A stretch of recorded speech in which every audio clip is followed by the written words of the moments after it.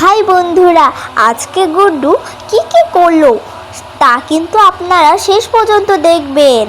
তো তাতে দেখে নিন। Bye bye.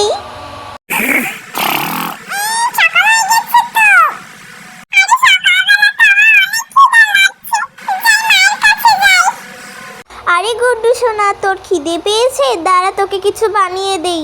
বন্ধুরা, গুড্ডুর কিন্তু সকালবেলা অনেক খিদে পায়। তারপর ভাবলাম গুড্ডুর জন্য কি বানানো যায়। তারপরে ভাবলাম যে গুড্ডুর জন্য একটু গাজরের হালুয়া বানাই, ওইটি অনেক পছন্দ করে। তার আগে আমি গাজরের হালুয়াটাকে ভেজে নিই। ভালো করে গাজরগুলো ভেজে নিই। গুড্ডুর তো গাজরের হালুয়া অনেক পছন্দ, ভাবলাম দুটি গাজর দিয়ে দিই। তারপরে একটু আমি অন্য কড়াইতে এনে ভালো করে রান্না করে নিব। তারপর একটু স্বাদের জন্য মরিচ দিয়ে দিই, ছোট্ট একটা মরিচ দিব।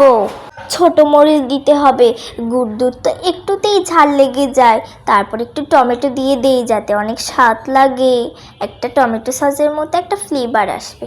তারপরে দেখেন আমার এই প্লেটের থেকে আমি একটা প্লেট বের করে নেব।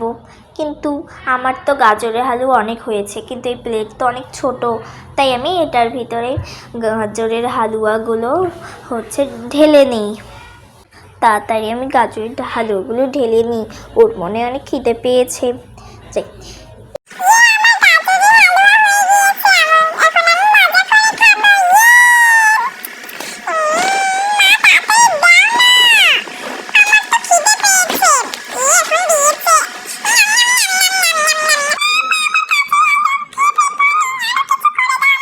দেখেন বন্ধুরা, গুড্ডু গাজরের হালুয়া খেলো, তাও ওর পেট ভরেনি।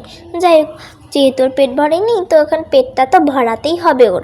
তাই আমি ভাবলাম একটু ডিম সিদ্ধ করি। তার জন্য আমি জগে করে একটু পানি নিয়ে কড়াইতে ঢেলে দিলাম। তারপর ডিম দুটো ঢেলে দিলাম। ঢেলে দিয়ে এখন আমি একটু ঢাকনাটা ঢেলে দিব, যাতে তাড়াতাড়ি সিদ্ধ হয়ে যায় আর তাড়াতাড়ি ওর পেটটাও ভরে যায়।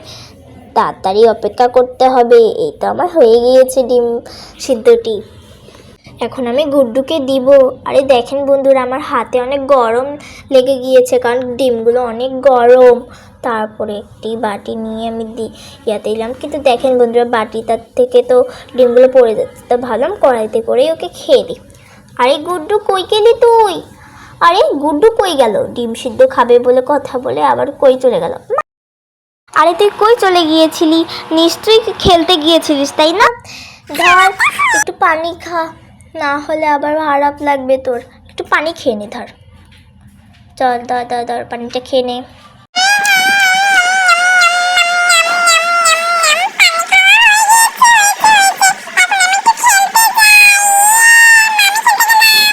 আরে দেখো কি জ্বালা, গুড্ডু খাবার খেয়ে খেলতে গেল। থাক, ও খেলতে